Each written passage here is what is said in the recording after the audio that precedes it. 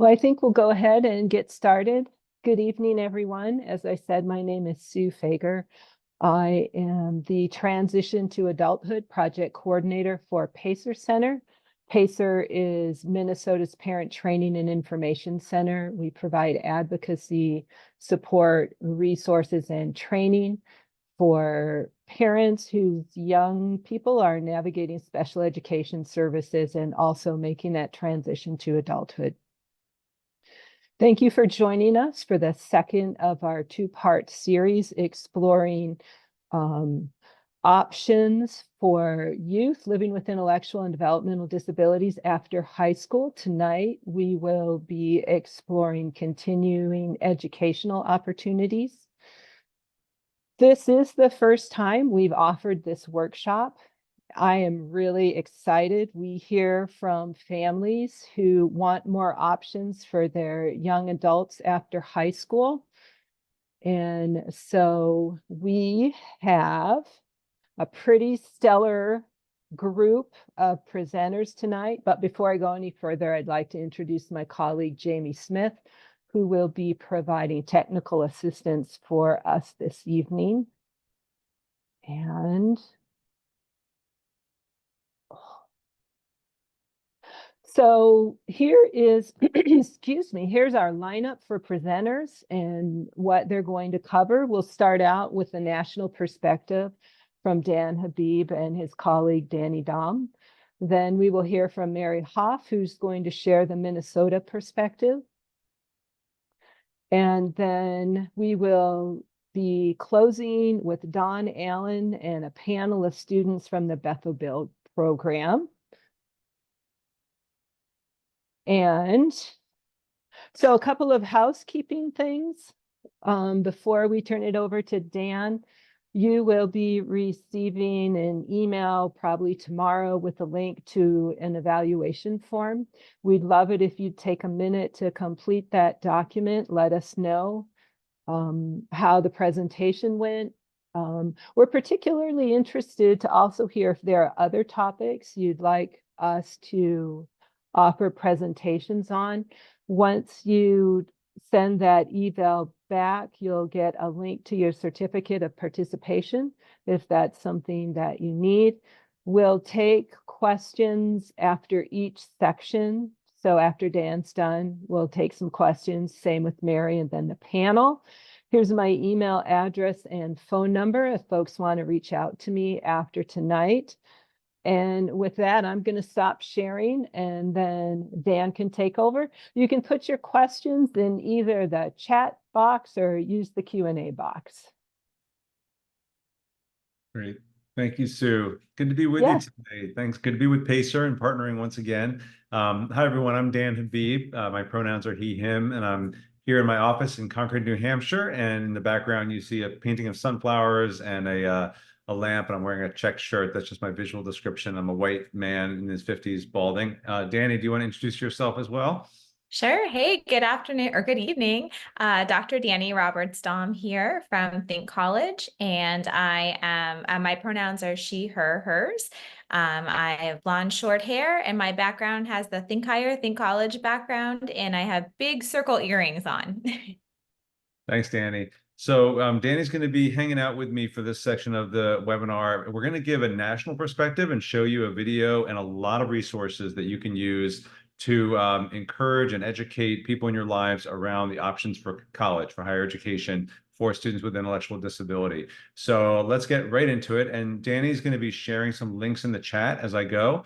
Hopefully also, Sue, we can share those links afterwards, you know, in an email or something if that works, because I know it's hard to keep up sometimes with all the links that are being pasted in there. So I just want to start with the name of our campaign, Think Higher, Think College. How did we get to that?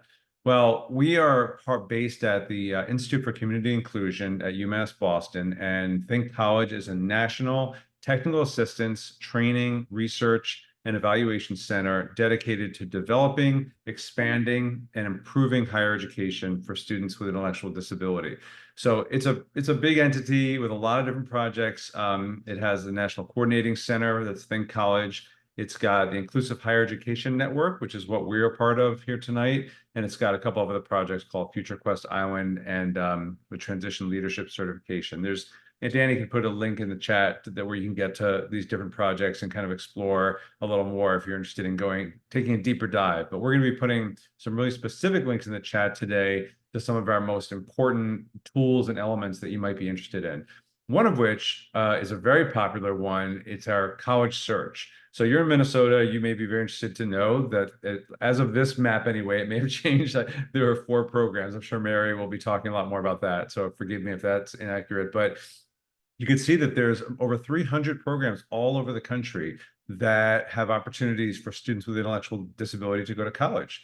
So you live in Minnesota, but you might want to go to school in North Dakota or Michigan or Florida or Texas or California. There's a ton of options, and there's a college search engine that Danny's going to put in the chat. It's hard for me to watch the chat as we're going, so I'm sure she's keeping up with me, that you can take a look at. So definitely poke around, and that college search engine also has descriptions of each program and a profile of each program.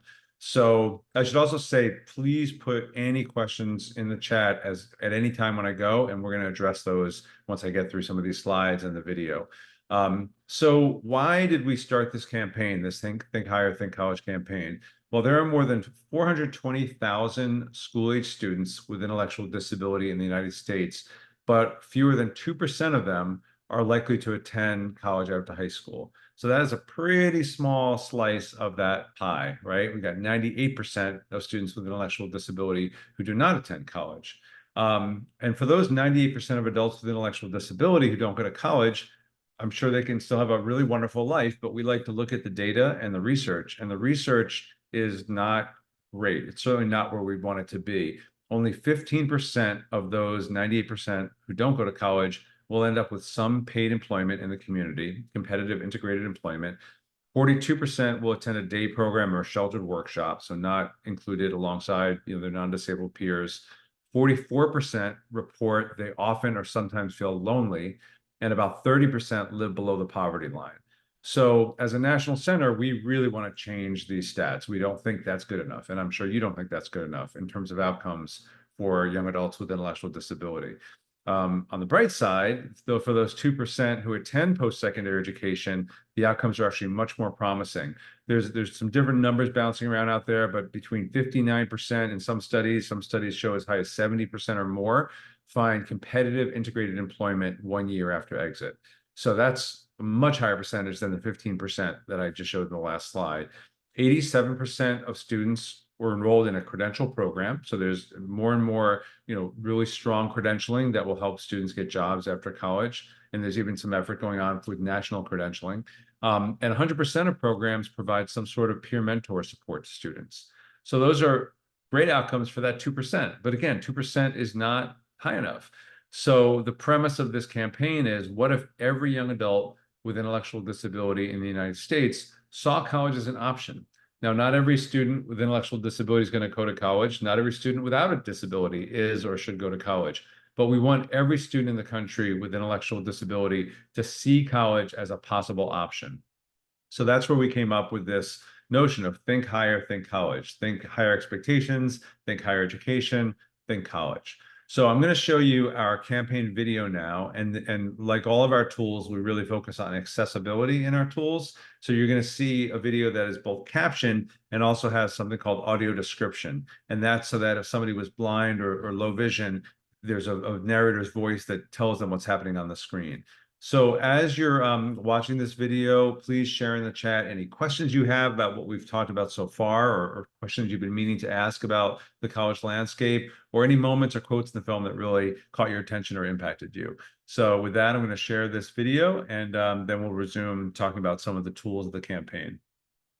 Looking across a pond to the sunny lawn and tree-lined paths of a college campus. Martha Haythorne. Hi everyone, I'm a student here at Georgia Tech. We are asking students with intellectual disabilities around the country what's fun about going to college. In a Kansas classroom, Nolan Smith marks a worksheet and looks to his partner, who checks her own copy and nods. It's a chance to not be around your parents. The best thing about being in college is the food. being in a dorm, getting to meet new people. Lauren Woolfolk and friends around a North Texas lunch table. Then Isaac Rodriguez. You have a bed, you have a sink, you have a desk, you have a TV, and you have a refrigerator. You can also hang up posters anywhere.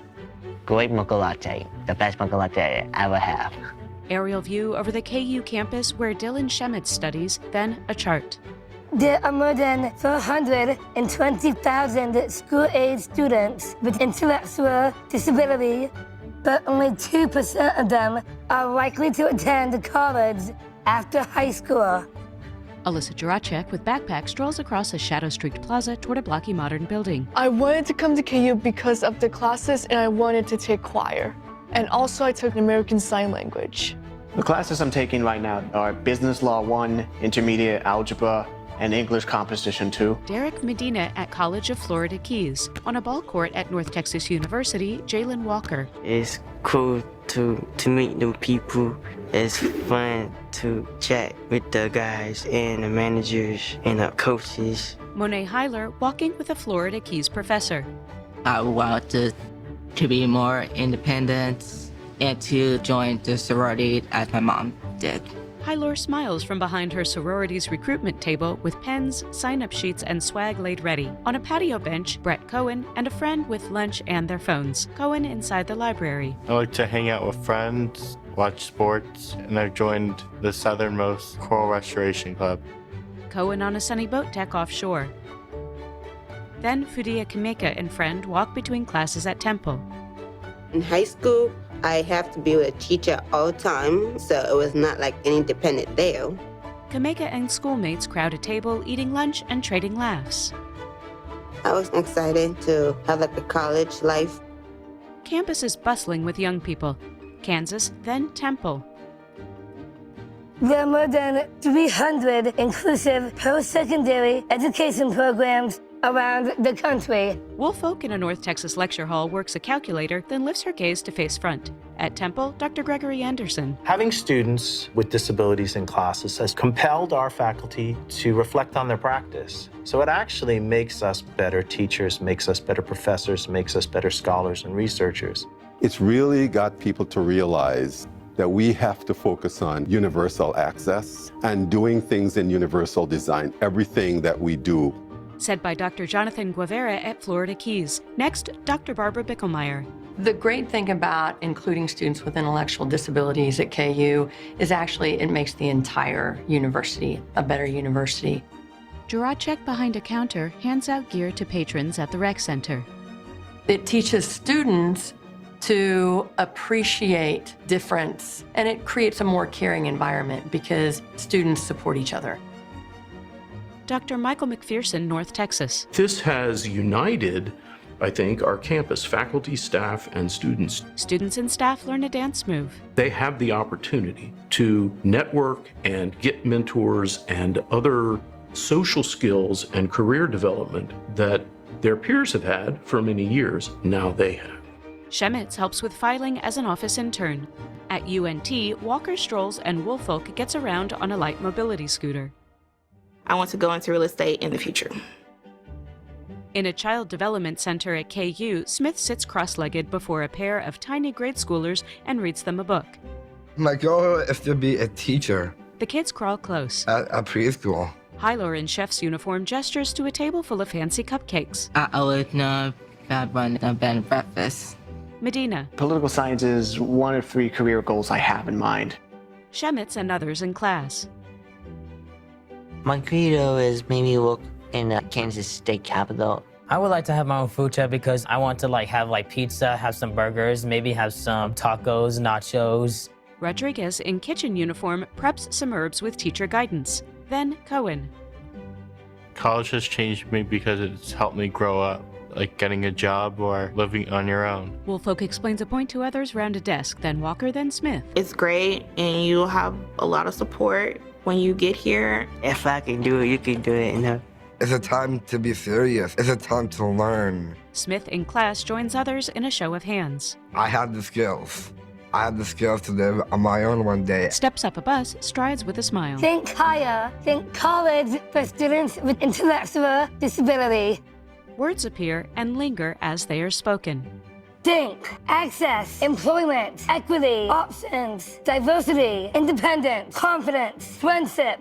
College is possible for students with intellectual disability. Take the first step at thinkhighered.net, a project of Think College. Logo, Think College, Inclusive Higher Education Network, Institute for Community Inclusion, UMass Boston. Think College Inclusive Higher Education Network is funded by a grant from the Office of Post-Secondary Education, U.S. Department of Education, grant number P407C210001, directed and produced by Dan Habib, audio described by the Social Audio Description Collective, narrated by Cheryl Green, script by Oliver Baker. All right, well, we are back. I hope you enjoyed that video.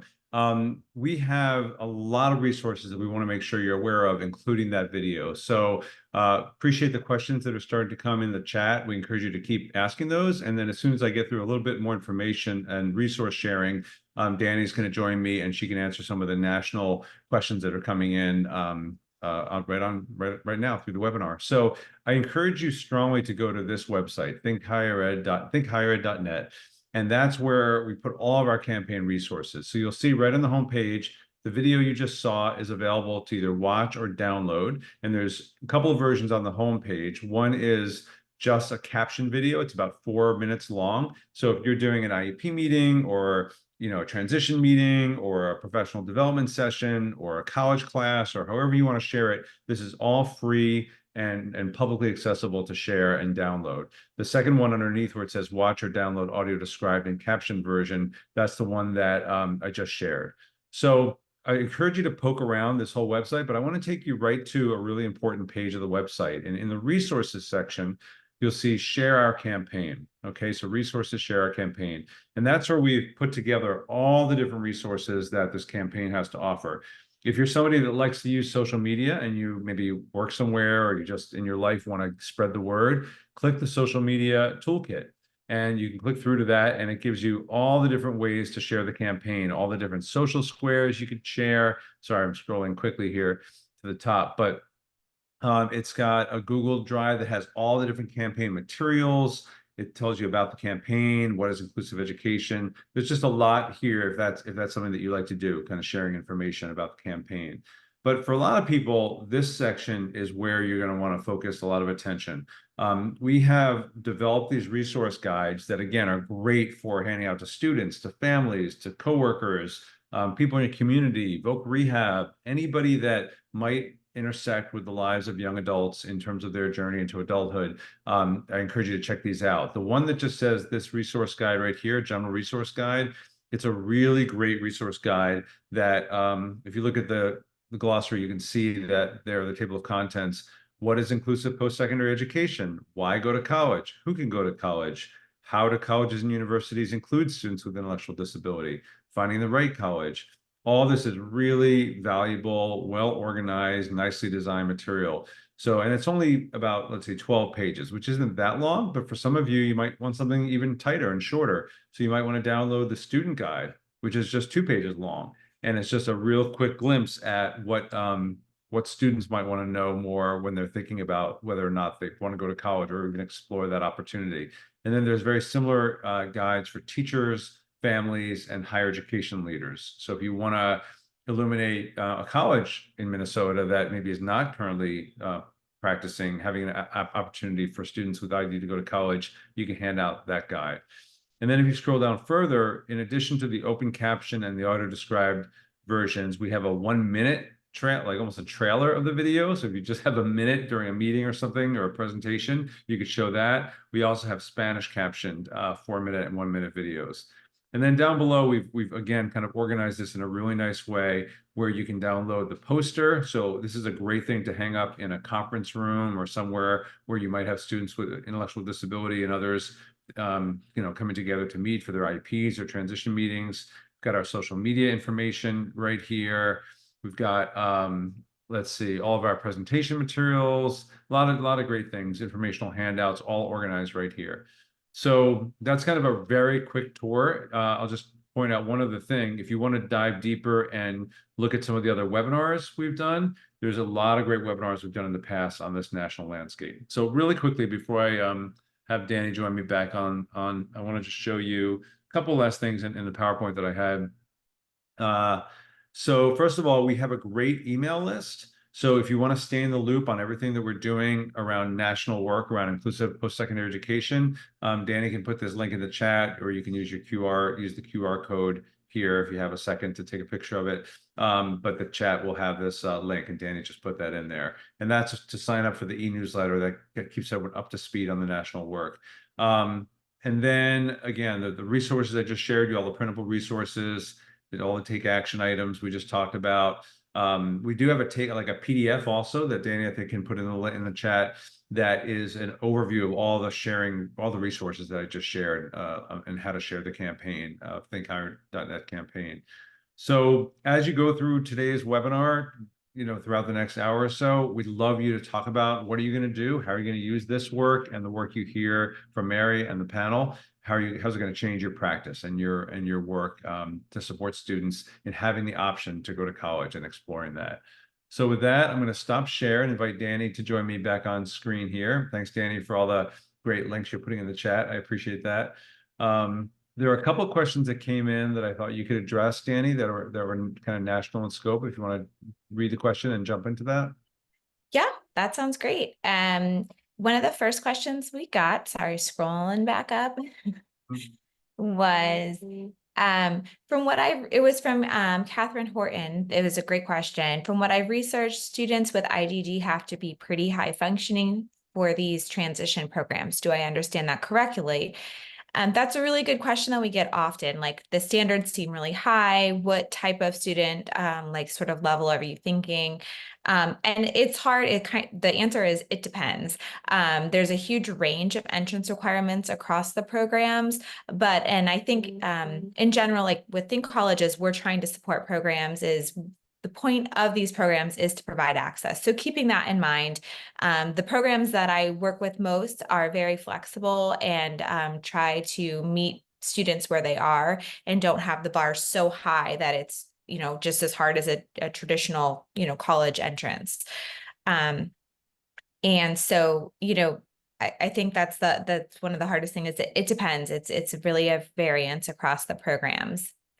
Danny, can I just jump in for a couple quick notes too? Some people wonder, do you need a high school diploma to go into these programs? And you do not. You do not. That's a great, thanks for that's okay. That's perfect. And then the other quick thing is that, a lot of college students have reasonable accommodation plans, which is under the ADA. So if you have certain accommodation needs, you're still eligible for those, very much so in these college programs. You're still under the ADA and you still have access to those type of accommodations and supports. Yeah, absolutely. Another question we got was about comprehensive transition programs. That's CTP. You might see that in the chat. How many are designated as a CTP, which enables students and families access to federal financial aid? And I didn't put the percentage in there, but there's about 150 currently. And in the chat, we actually have a filter on our college search where you can click, you only want to see those that have the CTP status. And so you can filter that in that way. So about a third in general have them, and they're always sort of applying and trying to get that designation to make it more affordable for everybody. And then we got another question in the Q&A about the definition of intellectual disability. Mary Hauff, who's coming up next, she's got a slide or two on that. And I can put this in the general chat, but I did put in the AAIDD definition of intellectual disability. Just wanted to reiterate that the reason these programs exist is that the Higher Ed Opportunity Act of 2008 really recognized that people with intellectual disability were being precluded from these from college. And so this is for this specific type of disability designation that weren't otherwise able to go to college because maybe they didn't have a traditional high school diploma.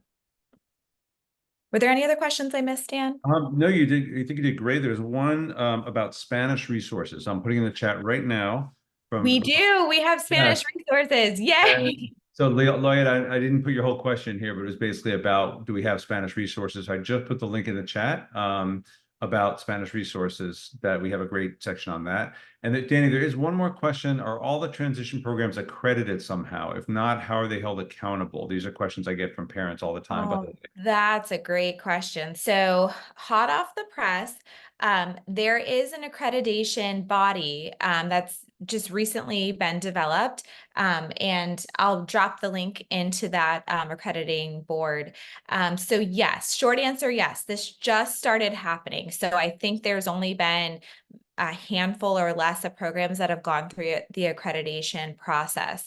But you'll see more and more start going in that direction. And Think College doesn't mandate that, but we work in tandem with the accrediting body that does that. Short answer, there wasn't a accrediting body that took it on. One had to be created just for these types of programs. Right. Awesome. Well, I think we kept our timing pretty close to what we had planned. So we're going to hand off back to Sue and to Mary, but we can kind of linger in the background and try and answer any questions that come up as well about the national landscape. So Mary and Sue, take it away. Thank you so much, Dan and Danny. So next up, we have Mary Hauff with the Minnesota Inclusive Higher Education Consortium, who's going to tell us what's happening in Minnesota. Mary, thank you. Thank you, Sue, and thanks, Danny and Danny. My name is Mary Hauff, and I'm so glad to be here tonight.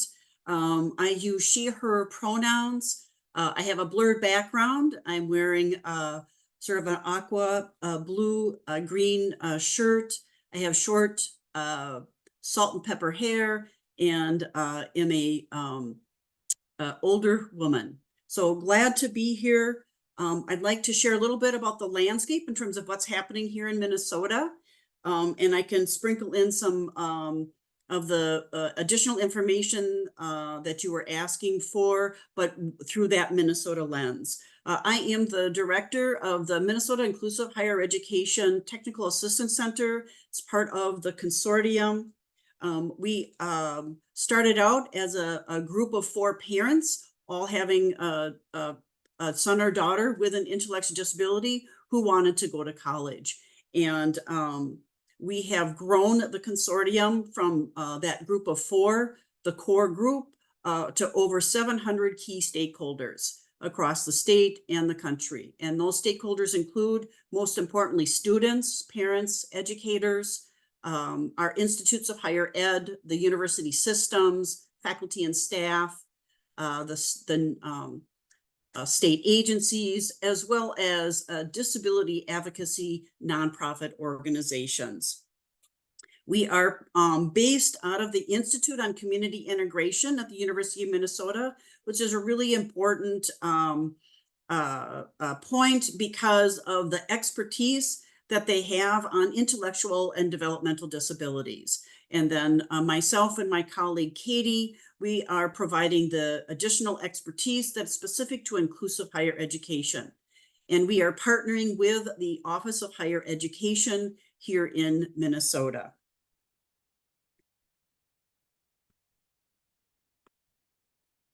I wanted to share our mission statement. It very much aligns with what Dan summarized in his notes. We want every Minnesotan with an intellectual disability that's interested in going to college to have that opportunity. And irrespective of what demographic or background attributes that they have, if they'd like to go to college, we believe they should have that opportunity here in Minnesota. And we also, part of that is making sure that it's accessible, not only geographically, but also financially. One of the questions that was asked in the Q&A was, who are we talking about in terms of the students with intellectual disabilities? This is a summarized version of the definition that's in the Higher Education Opportunity Act, which is the federal law.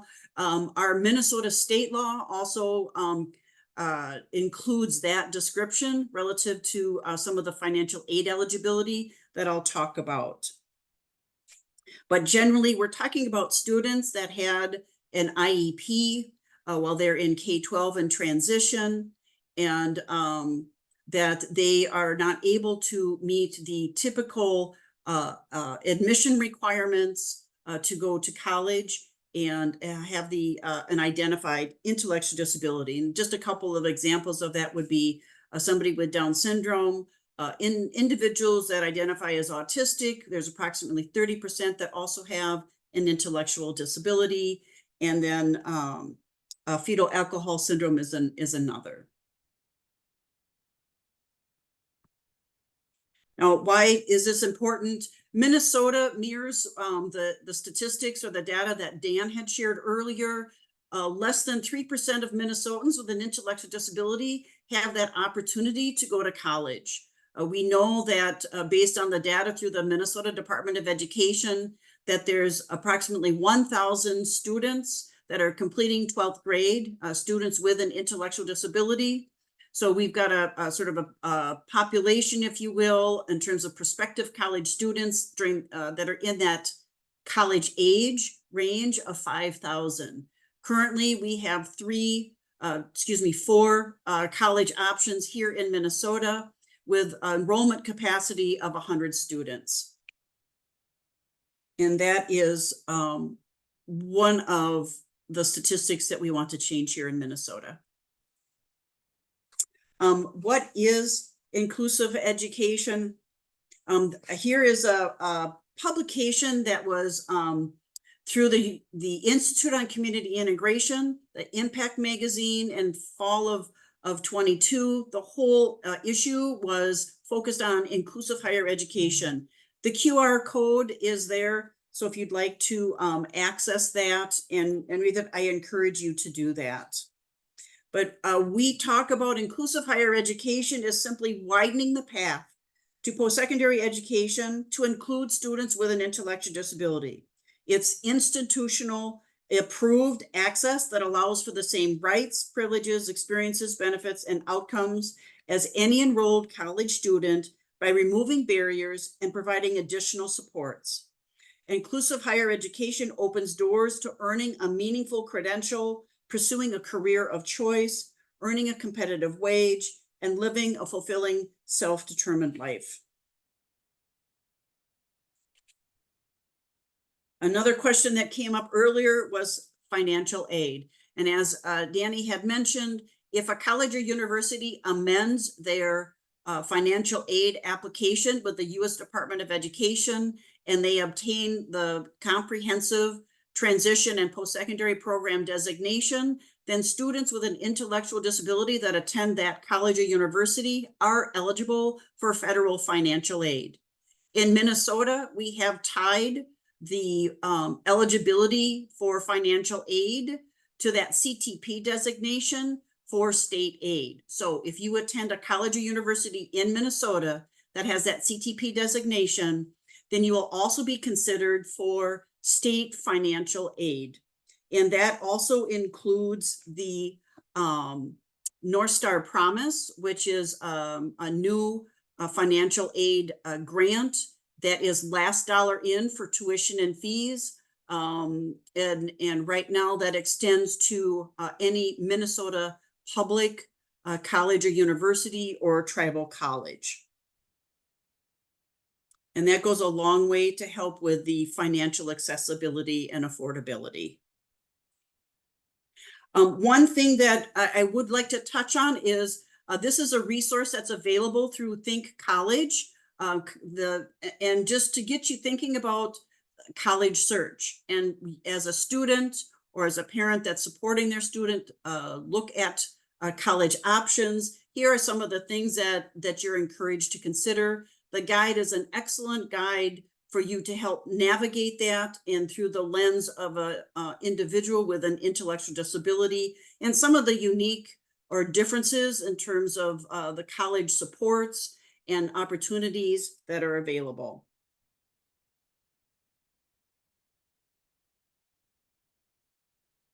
Next, I'd like to talk a little bit about the Technical Assistance Center.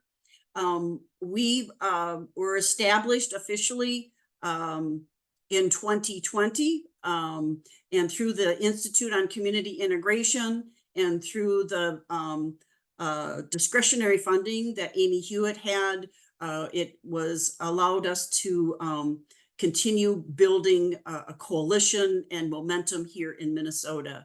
In 2023, we passed legislation, the Minnesota Inclusive Higher Education Act, that established the Technical Assistance Center with state appropriated funding, as well as competitive grant funding for colleges and universities in Minnesota that will allow for them to apply for the grant on a multi-year basis to either establish a new initiative on their campus to include students with intellectual disabilities or to improve an existing option.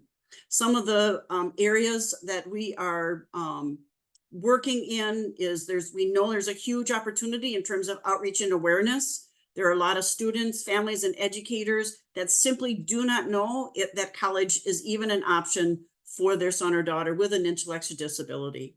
We're also doing a lot of outreach with the faculty and staff at colleges and universities across the state of Minnesota.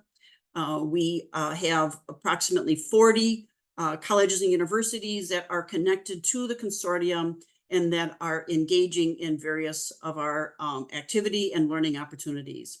We're also doing consulting work in terms of the expertise that we have in inclusive higher education, as well as intellectual and developmental disabilities. So we are more than happy to field questions or help families and students navigate post-secondary education, whether it's the search process or what they're doing in terms of in their college journey, as well as specifically for institutes of higher ed.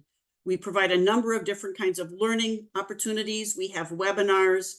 Our annual conference is coming up. Save the date for September 25th. That will be a hybrid conference at the University of Minnesota, and it will there will be no fee charged for that. And then finally,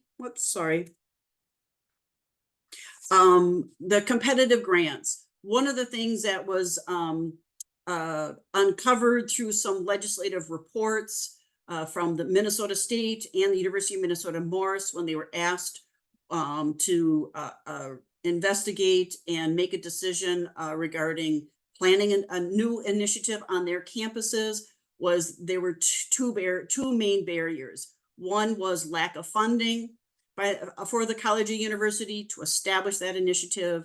And the second was not having a good understanding of students with an intellectual disability, since that simply is not a group of students that they typically have on campus. And so it was, again, through the competitive grant, we're going to have that opportunity to expand options here in Minnesota. And we are collaborating with the Office of Higher Ed to make that happen.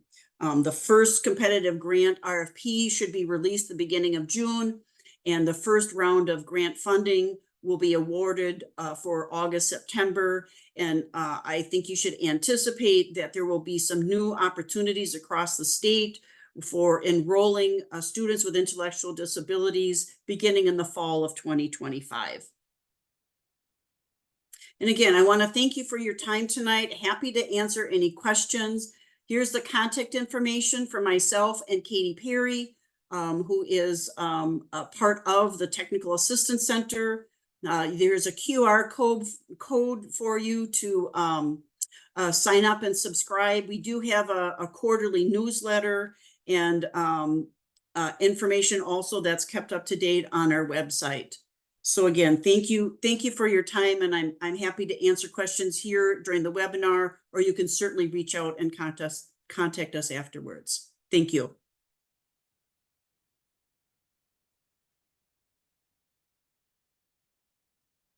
Mary, this is Sue, and it doesn't look like we have any additional questions at this time. But while I was doing research for tonight's presentations, I was surprised to learn that students are using their Medicaid waivers to help pay for college.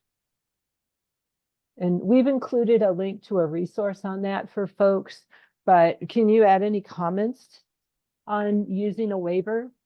Yeah, I think that certainly there are existing funding streams beyond sort of what you would typically be looking at as a student going to college and how you would typically fund college. And that is in fact through waiver funding as well as vocational rehabilitation. And I think it's easier if you have a consumer directed the CDCF, sorry, I'm not good with the acronyms, but where you can write that into the individual's plan. Voc Rehab is another. If you are eligible for vocational rehabilitation and you have an individualized employment plan, then that and the college or post-secondary credential that you would like to pursue is directly connected to your achieving your job goal, then there's that opportunity as well. Thank you, Mary. I think we did have, let me just check. Do you know if the FAFSA includes parent income for those over the age of 18? I know we have a resource posted, but do you know the answer? Yeah, so when you're filling out the FAFSA, until they reach the age of 24, the family income is going to be considered, even if they're considered a tax dependent, or excuse me, they're not a tax dependent.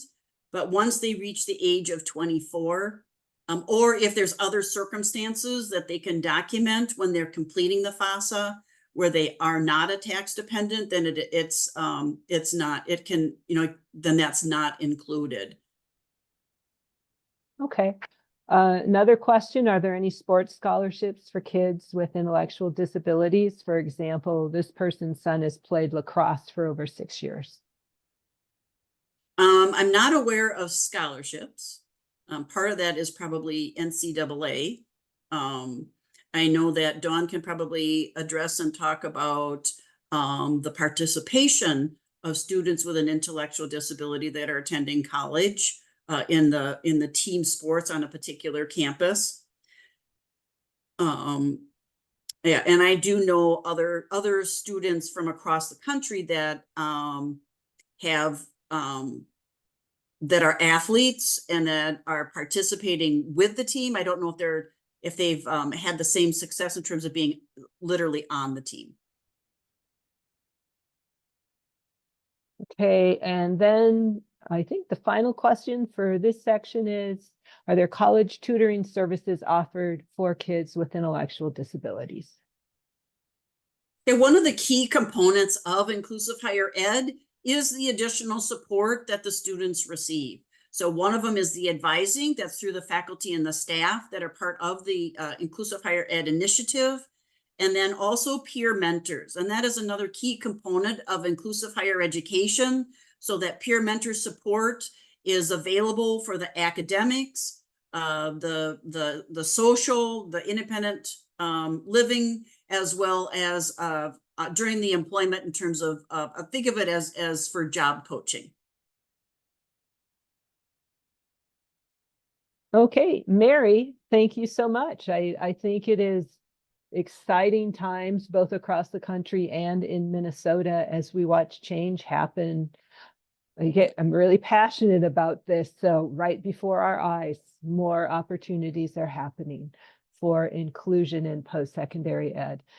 And with that, I'm going to hand the baton to Don Allen, Director of the Build program at Bethel University. And we have a panel of young people who are here to share their journeys with us as well. Absolutely. So we'll get started here. I'm going to share our screen so you can go ahead and see some information, and we'll introduce our panelists here one by one. And so I'm going to make sure you can see everything here without having to see double for our screen. So give me just a second. We've got one of our student panelists actually is known by the nickname Technology. So if we have any issues here, she will jump in to help us. Again, my name is Dawn Allen. I'm the director of the Build program at Bethel University. We have been up and running. Next year will be our 10th year. I am a white woman. I go by the pronoun she, her, and I'll steal Mary's description. I like the salt and pepper hair. I also am copying that style here today. So I'll introduce, like I said, our panelists as we go, but to give you a little bit of information about the BUILD program. BUILD stands for Bethel University Integrated Learning and Development.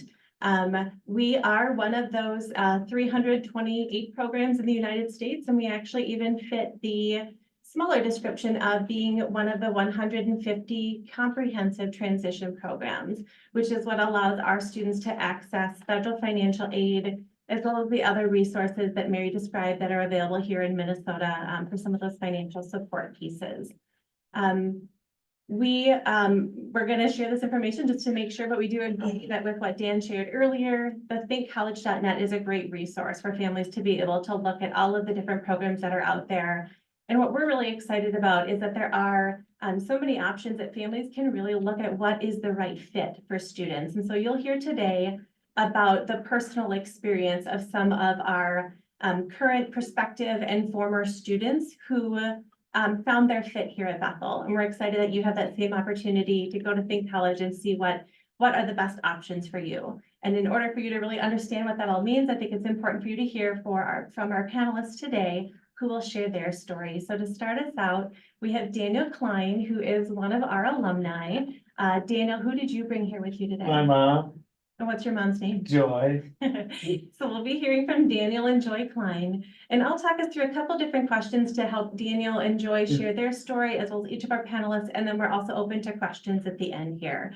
So Daniel, the first question I have for you is, what is the biggest growth area? Actually, this is going to be for Joy, excuse me. So I would say, what is the biggest growth area that you saw for Daniel in going from before to after he graduated from Bethel University? So it's been 5 years since Daniel graduated from Bethel. And I would say the overarching takeaway from that time at Bethel was the confidence that he gained. It was confidence to navigate new situations. It was confidence to stand on his own 2 feet day in and day out. And it was confidence that was gained in the living and doing of the skills he was learning. You know, every time he was able to do something on his own, it just gave him that extra confidence that said, I can do this on my own. I don't need help. Daniel had gone to a transitional program right after high school.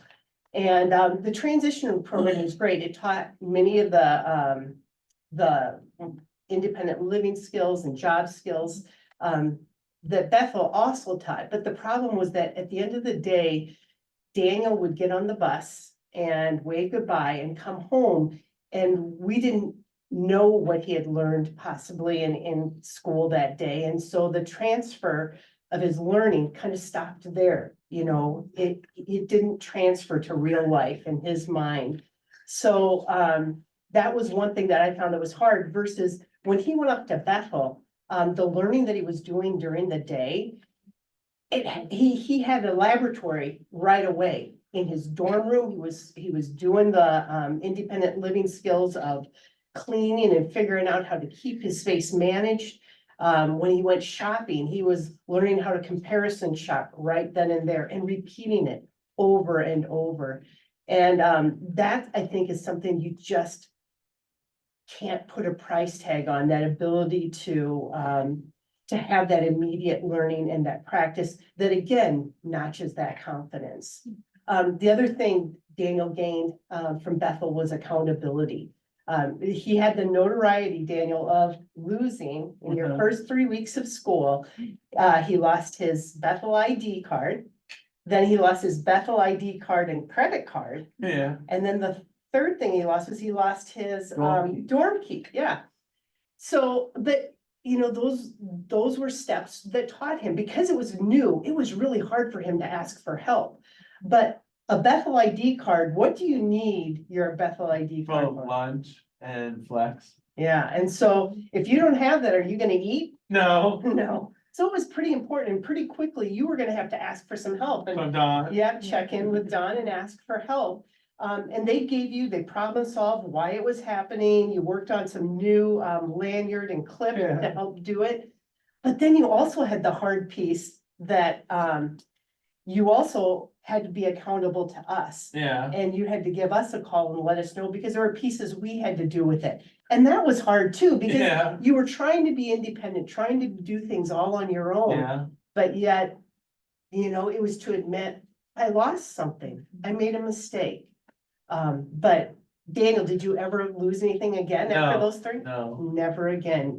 You learned, you grew, right? Right. Good learning through that for sure. Yeah. All right, so how do you, Dan, we're gonna ask you a question now about this. Yeah. How do you think that you are better and more confident today than before you came to Bethel University? Bethel helped me get a job because I had the skills to do it. And then I learned how to cook and read recipes and make stuff in the oven. And I'm able to live on my own in a house. Those are great things. Yeah, I agree. Those are great ways that you've grown in your confidence and also the skills of everything that you're able to do. Yeah. A great list of things that you were able to share there. I think especially because with Pacer, we know there's a lot of parents here. It's helpful to hear from you, Joy. What was the biggest surprise for you as a parent? I think what I learned when Daniel wasn't living in the house and directly, you know, we were caring for him and being there with him was just how much Bethel removed me from all the ways I stepped in for him, because I didn't realize how much I was stepping in for it. I just kind of looked at it as being a mom who was offering him help and care and trying to give him a break so that he didn't become overwhelmed. But when I was taken out of the situation, Daniel did have to stand on his own 2 feet. He did have to figure things out on his own. And amazing thing is, he didn't need my help in the way that I thought he did. And so removing me really allowed him to grow. You know, one of the ways I saw it was Don always said when they came back in those first times, make sure that they do their laundry and keep doing those skills that they've been working on. And I listened to her, I did. But sometimes I also, again, was the mom who said, you know, he's been working really hard. I'll do it. I'll take a break. But Daniel, what would you say to me? I can do it because Don wouldn't want me to do it. Yep, you knew that you needed to do it. But then there were ways in which was really a lot more subtle that I didn't realize I was stepping in for Daniel. And that came in communication. I had kind of a epiphany moment. We went for a walk one time when Daniel was home, walking the dog, and we ran into one of our neighbors. And our neighbor was talking to Daniel, asking him all about Bethel, and he was telling her, filling it in. But pretty soon she came to a question, and either he'd kind of gotten to the end of himself or just didn't know how to answer it. And I just knew he looked to me like, help me. That look that I, as a mom, know he had. And I was just about to step in, but Marlis, our neighbor, said, "Why are you looking at your mom? You answer me." And as much as it was a chastisement for Daniel, it was just as much for me because I was just about ready to do it for Daniel. And it really hit me that, oh, here's another area where I'm stepping into him or stepping over him and impeding his growth because he had grown in beautiful ways in his communication. And we saw him be able to hold conversations. And that was something he couldn't do as well before Bethel. But I think if he was going to interact with people, he realized pretty quickly he was going to have to be able to hold conversations and carry conversations. And he really grew in that. So I needed to step back. And Bethel in all of this, if I'm going to take a step back, I had the assurance that Bethel was there with the safety net, the supports in place that were really going to take care of Daniel and make sure that he wasn't going to fall flat on his face, but that he would be supported. These are great little steps in the process, I think, to hear about like how you got to this point and the trusting the back and forth part of it. Daniel, we're going to come back to you now. How did you prepare for the life that you're living today? What things really helped you get to this point now? My independent living skills taught me how to do my laundry, clean properly, and move out on my own with Alex and Kelly's help. And then Bethel taught me how to eat and live healthy. and like eating salads and working out so I could lose weight. Today I'm still working out at the wellness center. And I learned how to welcome customers with energy conversations with them. And I learned how to shop, make good choices, write checks, and do W-2 forms and use a calculator. All great life skills for sure. Yeah. I love that you learned that. Also, one piece I don't think we shared about your story is, where are you working now? Here in the dining center with Michael. Yeah, so Bethel University, how many years have you been working here? Since I graduated 2019. Yeah, so 5 years already. Yeah. Yeah, that's great that you've had that experience here. And We're he's glad you're still lived here. 3 years out on his own in a house, so. Congratulations. And that was important for Daniel. You've always said all along that you wanted to live in a house when you were done with college, and now you're doing it. Yeah. And you are living with some of your friends that you met here at Bethel. Yeah, Yeah. I love and that. they're taking me to vertical. Good, you've got good connections. All right. So that's the experience of Daniel and Joy Klein in where they're at life after Bethel. And now we're going to hear from Jenna Perkins. Jenna is one of our first year students in the program. She is in the middle of finals week right now and is taking the time to be here to share her story. And who do you have here with you tonight? My mom, Shelly Perkins. We're glad you both can be here to help share your story. So Jenna, we're going to start with you. How do you think that you've grown since coming to Bethel? I had more confidence. At first, I did not know where to go, and now I give tours to show others around campus.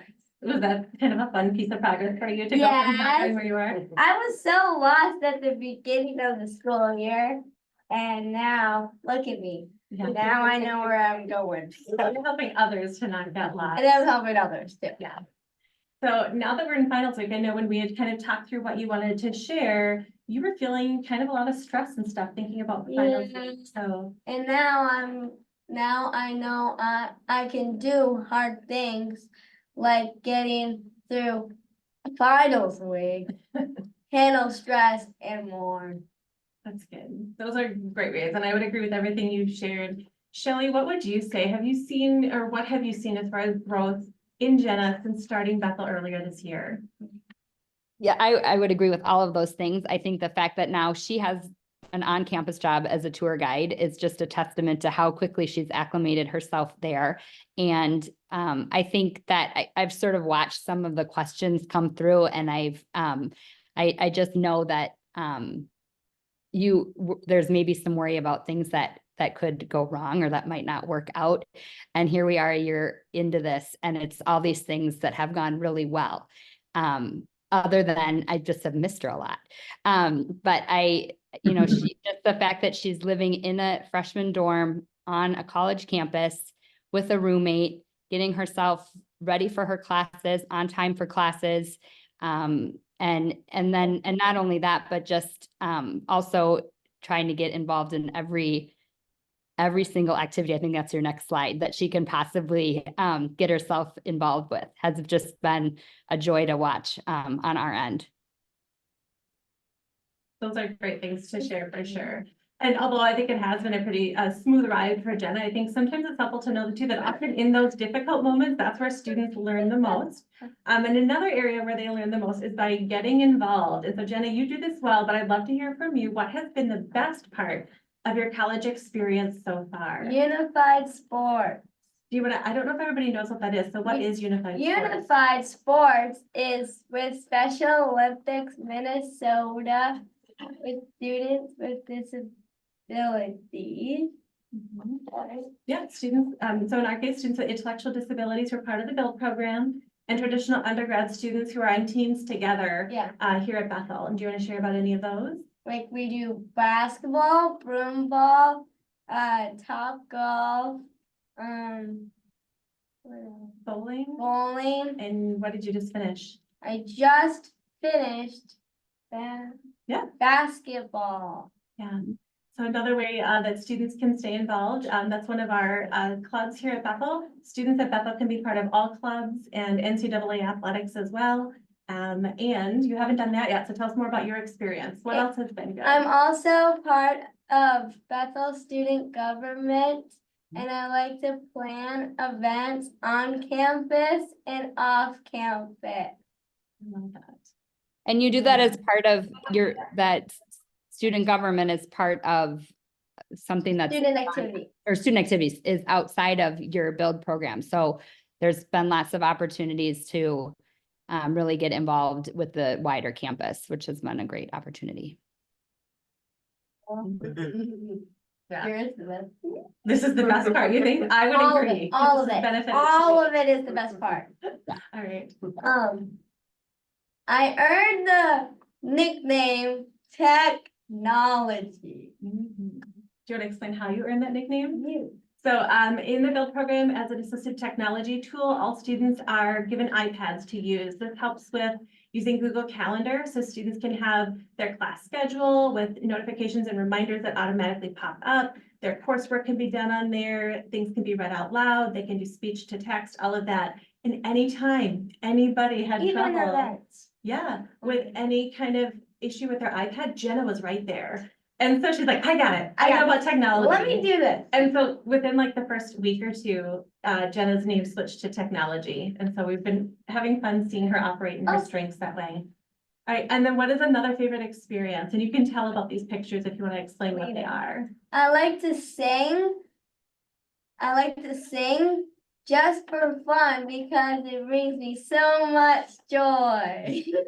So the pictures that Jenna chose here to show are some of the things that she highlighted Okay, there. so the one that I have is me wearing cowgirl boots and a broom ball stick, playing the ukulele.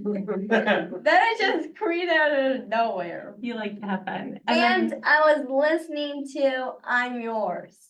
And what are the other pictures here? That is a picture of me at Top Golf. And then that's me at the basketball tournament. And I actually got to play against my old high school team, which was really interesting. And then I earned a sticker from, what did it say? So leadership, so it was a Special Olympics Leadership and Sportsmanship Award that you earned. And then I like to sing, and that's my roommate. Fun experiences.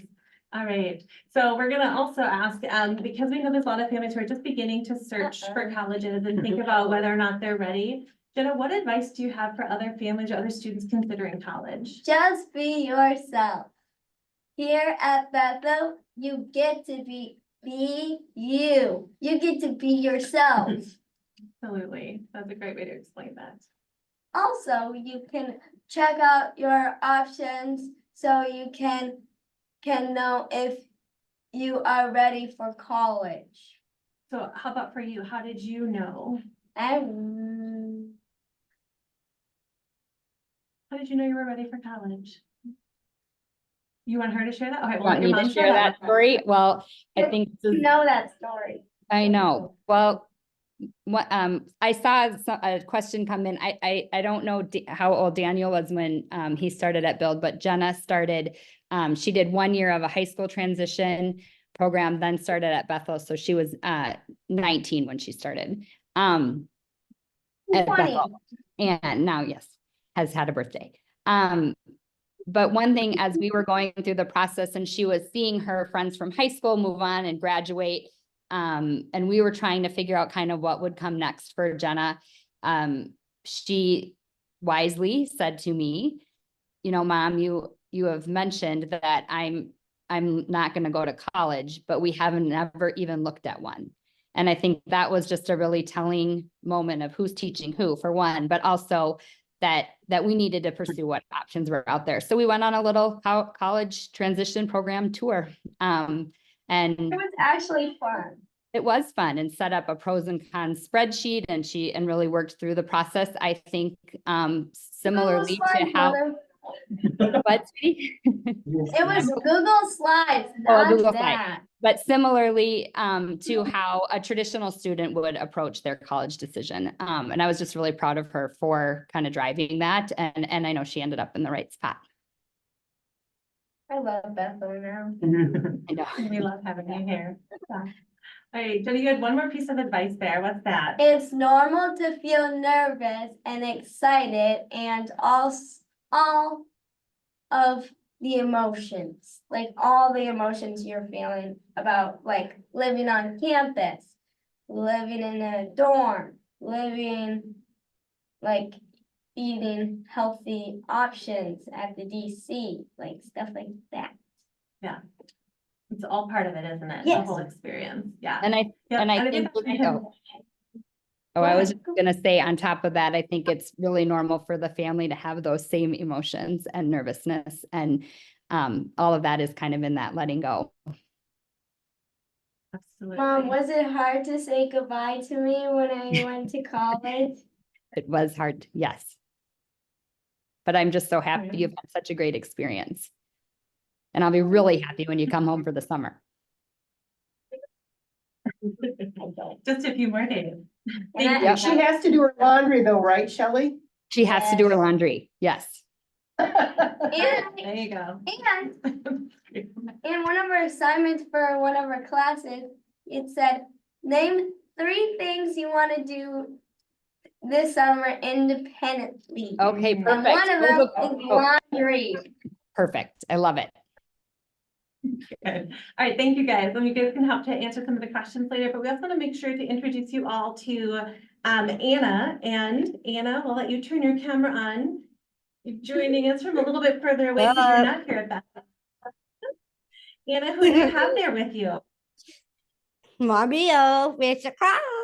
Yeah, I'm Rachel. Yeah. Yeah, you're wonderful. So glad that you guys can join us. And Anna will be starting the Build program in the fall. And so we want to ask you some of those same things. Anna, how did you know?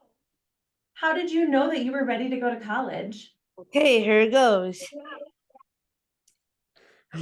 When I saw my brothers, Aaron and Micah, go to college, I knew I wanted to live at a college dorm and have a roommate. I study and work hard to be independent. I practice reading. I work at my jobs. I do my own laundry. The end.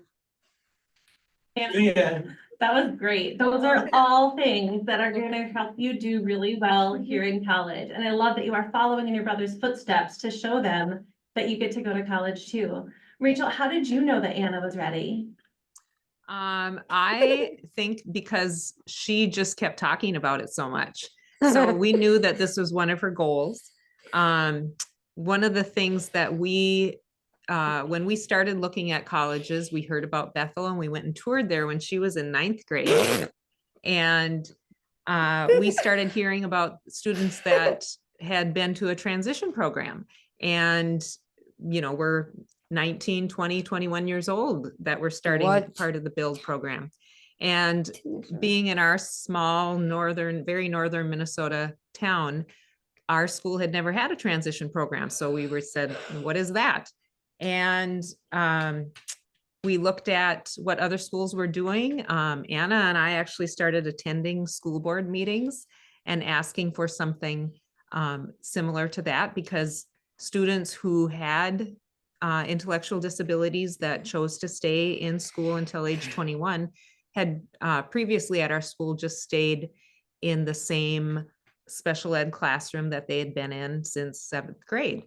So the last 2 years, we were really excited that Anna was able to start this brand new transition program that our school did.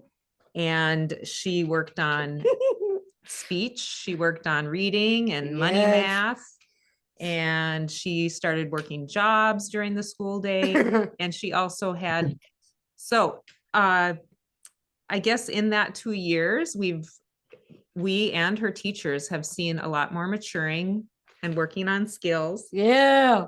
All with the motivation to go to college. And I don't think without those 2 years, she would have been ready. Yep. So that's great. You've already been working hard to get ready for college. Anna, it sounds like you're even already helping to be an advocate, right? To change your school and what was needed there for you. So I love hearing that.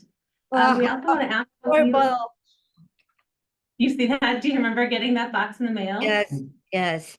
Yeah, so there's a picture here on the screen of Anna getting her acceptance box from Bethel University. Yeah. So Anna, I would like to ask you and your mom, what advice do you have for other families who are just now considering going to college? I think I got to read these words to you. Okay. You've got this. Don't worry what people might think of you. Just do your best.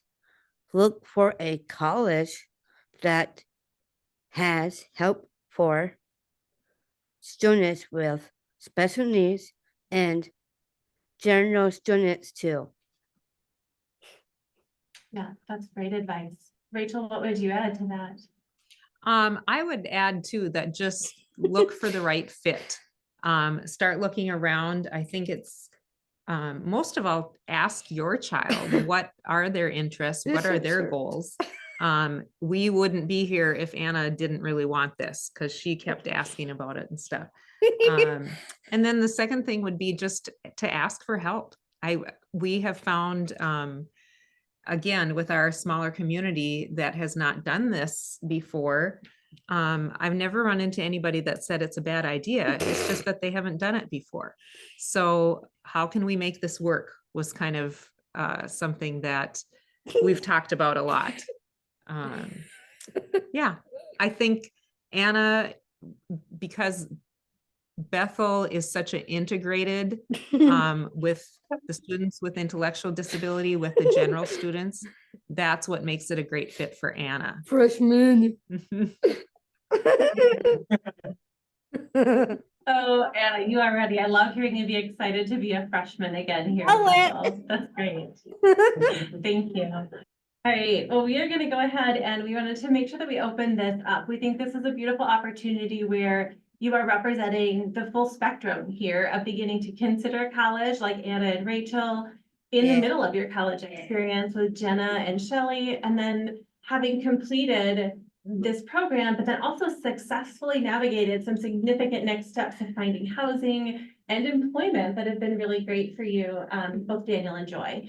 So I will stop sharing the screen so that we can be on here as needed, and we can also invite Sue back on and we can look to see what questions there are in the chat to make sure answering. I know one that was already there was, at what age did you start the program? So we heard from Jenna that you started at the age of 19, you're now 20. And then Anna, you've done a couple of years of transition. So how old are you now that you're going to be starting at Bethel?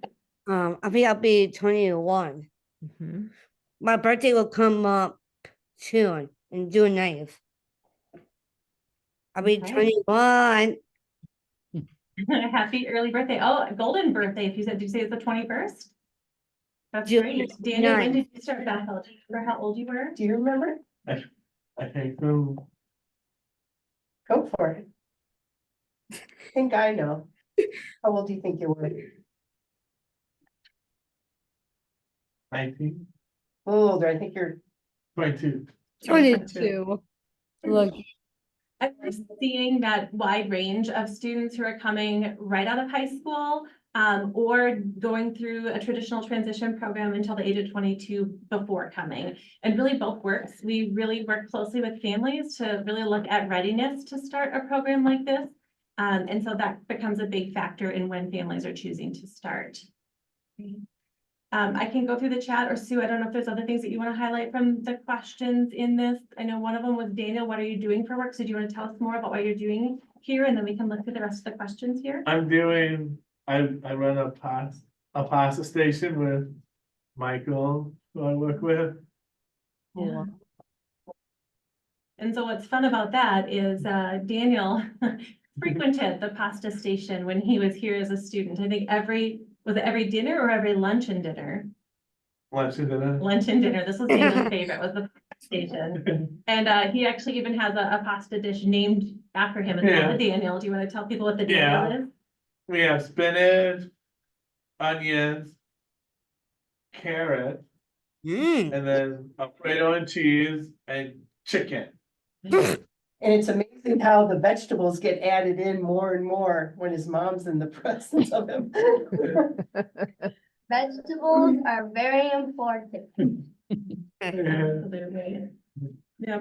And then I did see another question too about the scholarships. And so there's that great national link. And then there also are, as universities have expanded what they're offering, we've been able to add several endowed scholarships. So lots of other options that are being added for students. And we're currently awarding over $40,000 in scholarships each year, in addition to the financial aid pieces.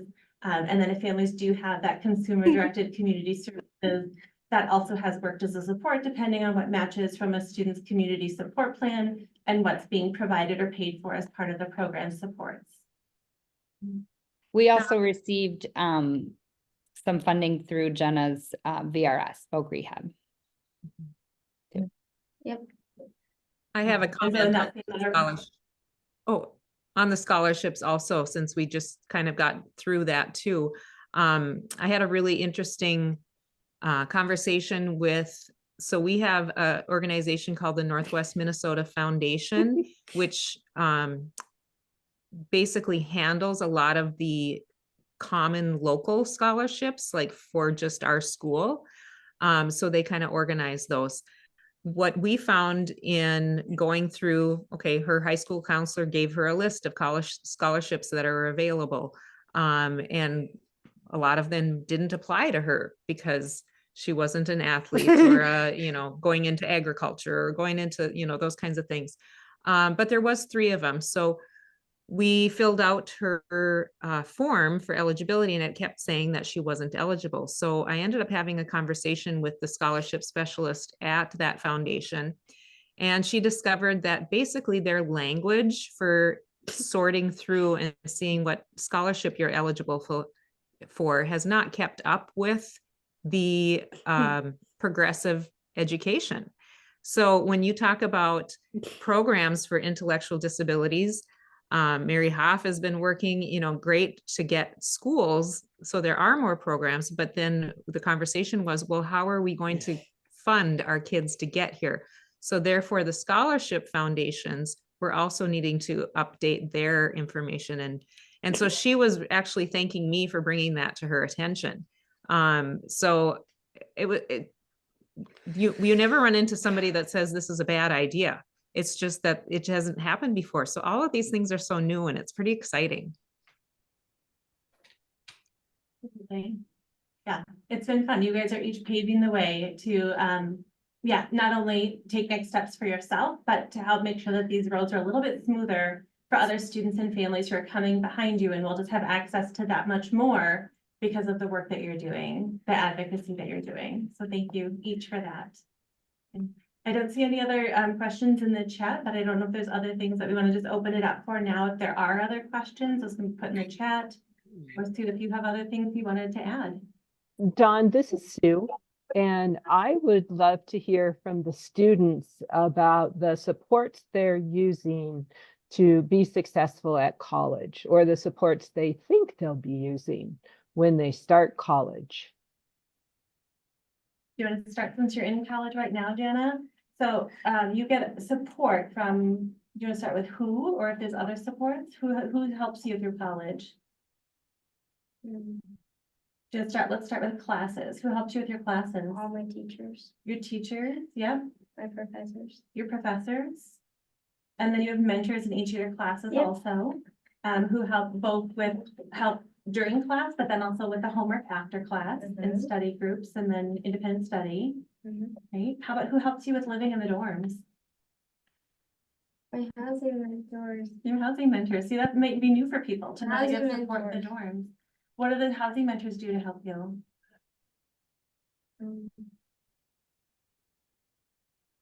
What are the things they help you with? I think they take you grocery shopping each week. And then why are you going grocery shopping? So we are a cooking class that we have at Bethel. It's called the Independent Living Lab.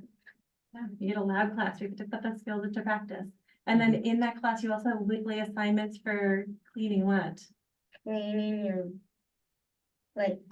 your dorm room and stuff. And Doing your laundry. laundry and stuff. And so those housing mentors are available to help with that. Yeah. And then you also have a job mentor. And what do they help you do? drive me places if I need it. Like I have an internship at Special Olympics Minnesota, the office, and I go there and we drive there and stuff and do like projects and stuff. Yeah. So I work alongside of you in your internships, yeah? Good. Anything else that the mentors help you with, or anyone else who's been helpful to you here? I would say maybe just one other piece would be Jenna's friends. Jenna is a big cheerleader of everybody here at Bethel, and so it's fun to see that be reciprocal when Jenna competed in her Special Olympics basketball tournaments recently. Oh yeah.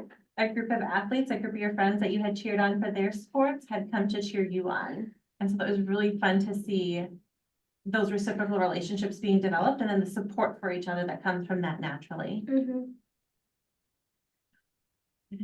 How about you, Daniel? You know, who was a help to you here in college? My teachers, and then my housing mentors, and the ones who helped me in the independent studies of homework. Absolutely. Yeah. Good. So those mentors are a big support to both of Yeah. you. So Anna, maybe that's helpful for you to be reminded. You don't need to be completely independent to come to college. You will have some support here through those mentors.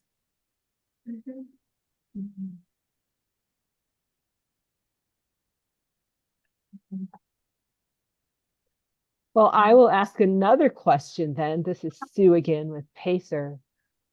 At Pacer, we talk a lot about the importance of high expectations that family members have for their transitioning students and young adults. So we have a nice diversity of parents and family members participating tonight. Could you share what role high expectations played in your students' journey to post-secondary education?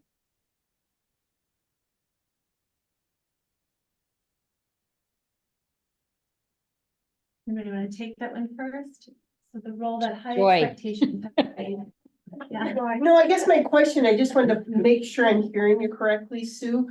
So you're asking the high expectations from the parental standpoint or even of the students themselves from the Well, parents? I started asking about parents, but I'd love to hear from students as well. What role high expectations played in your journey to post-secondary? I think for us, oh, go ahead, Rachel. Oh, thank you. I was just going to say that we have really followed Anna's lead because she has always been a pretty social, wanting to be around friends and stuff. She's wanted to participate in the activities because we're in a small rural area. She also, yeah. What do you like? Outer space. Yeah. And so whether it's a club or a dance team or, you know, those kinds of things, we never had any sort of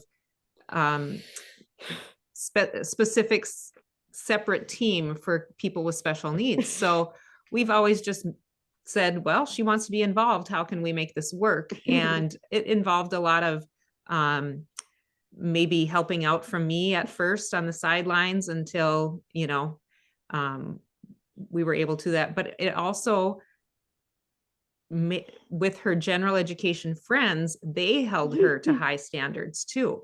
They expected appropriate behavior from her and would tell her, you know, oh, that's not okay to do while we're doing this, or you need to. I know that, silly. Yeah. So kind of a benefit. And I say I would very much encourage other parents to, have high expectations. And if it's anything their student has an interest in, instead of saying, oh, that probably won't work, say, well, how can we make this work? And don't be afraid to ask. What?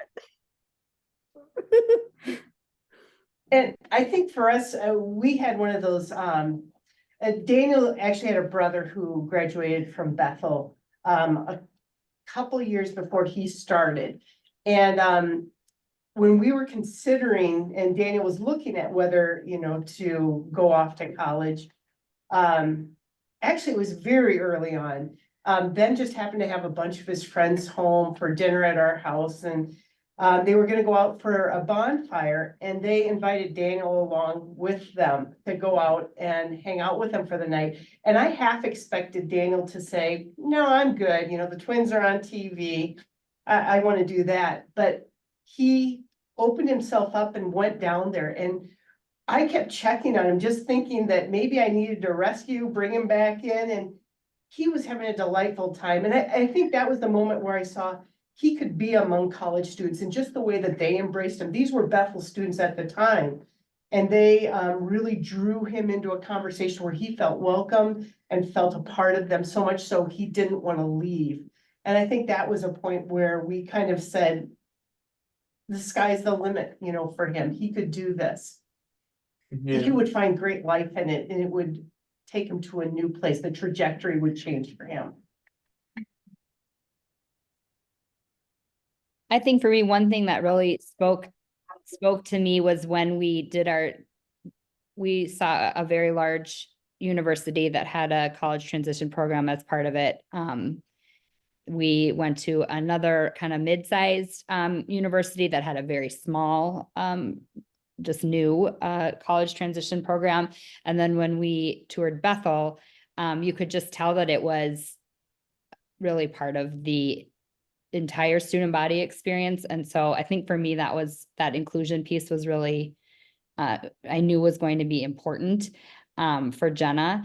And I think that the high standards that Bethel as a university kind of, you know, expect the high expectations that they have for their entire student body was something that really left me feeling that she would be safe, and that these were clearly, this was clearly a student body that was there to learn, and that was important for us. So.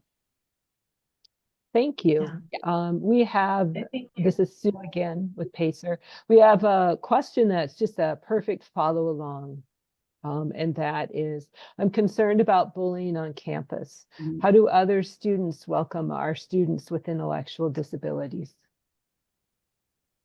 Yeah, and I think that takes some intentionality on the part of the university to make sure that students are informed about this opportunity to be part of the integrated community.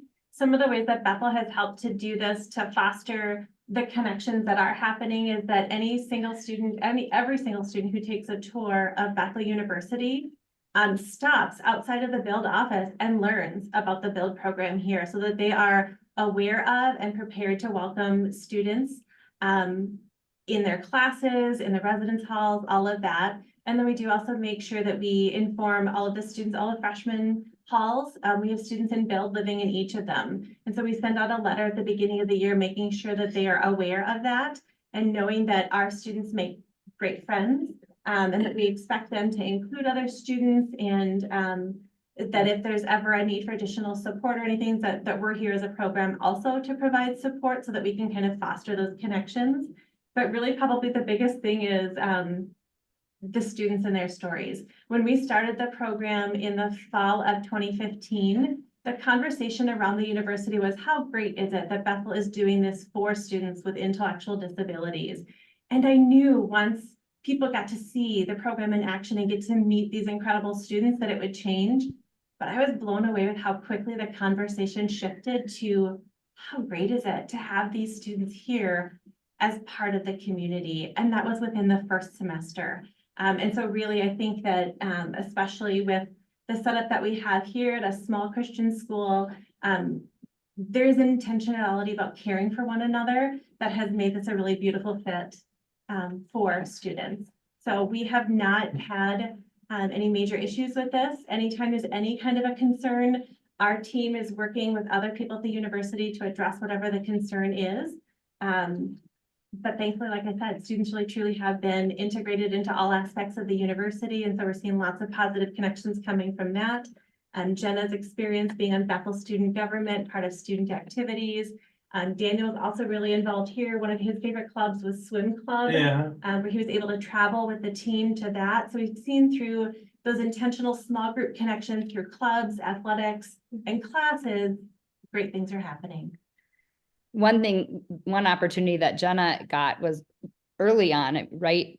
I mean, when was homecoming week was really right, a couple weeks into her first weeks at Bethel, and she was chosen by her entire dorm of freshman students to be one of the cheerleaders or cheer support leader. I don't know what your title was exactly, Jenna, but one of three residents in the dorm to, lead her dorm in cheers and all sorts of other activities on campus for homecoming. So I think that says a lot about that campus and how they've embraced all students.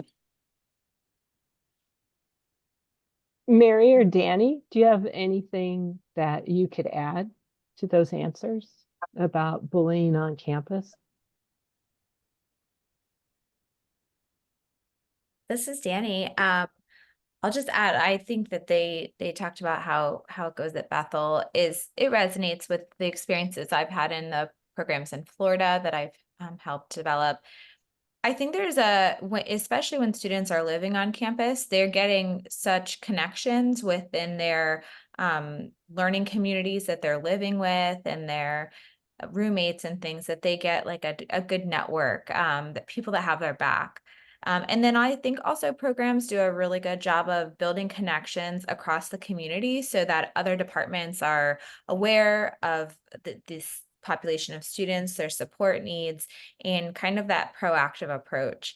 So we don't luckily see many instances of bullying. And when I've heard of instances of that, usually program staff can help intervene and make connections appropriately with the student conduct office or, student safety, and help facilitate those connections. And I just think college students are a lot of times a lot more mature and just accepting because, everyone's in a new place kind of figuring their stuff out.